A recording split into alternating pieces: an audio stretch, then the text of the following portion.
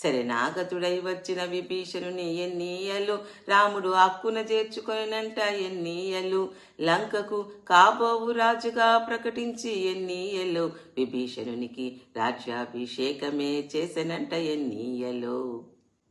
నలనీరుల సాయముతో ఎన్నీయలు వానర వీరులు సాగరముపై వారధి నిర్మించిరంట ఎన్నీయలు తేలియాడు రాళ్ల మీద ఎన్నీయలు రామనామము రాసి సేతువునే కట్టిరంట ఎన్నీయలు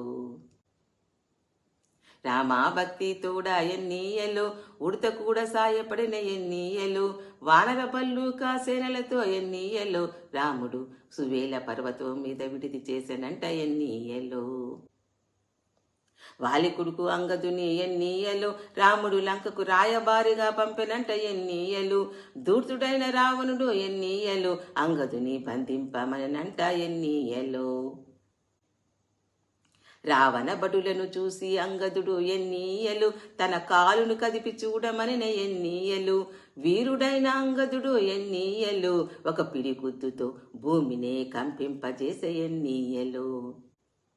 రావణ కిరీటము దొరలి ఎన్నీయలు అది రాముని వద్దకే చేరేనంట ఎన్నీయలు సుగ్రీవ జాంబవంతులతో కలిసి ఎన్నీయలు రాముడు రావణునితో యుద్ధానికి సన్నద్ధమాయ ఎన్నీయలు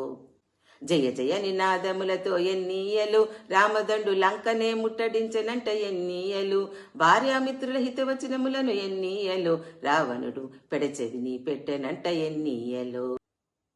విజృంభించి పోరాడుతున్న లక్ష్మణునిపై ఎన్నీయలు ఇంద్రజిత్తు మహాశ్రమును సంధించనంట ఎన్నీయలు మూర్ఛిల్లిన లక్ష్మణుని కొరకు ఎన్నీయలు హనుమంతుడు హిమవన్నకమునకేగి సంజీవిని పర్వతమునే తెచ్చనంట ఎన్నీయలు రాముడే రాముడంట ఎన్నీయలు పట్టాభిరాముడంట ఎన్నీయలు ఆ రాముని కథ వింట ఎన్నీయలు పుణ్యమే వచ్చునంట ఎన్నీయలు పుణ్యమే వచ్చునంట ఎన్నీయలు పుణ్యమే వచ్చునంట ఎన్నీయలు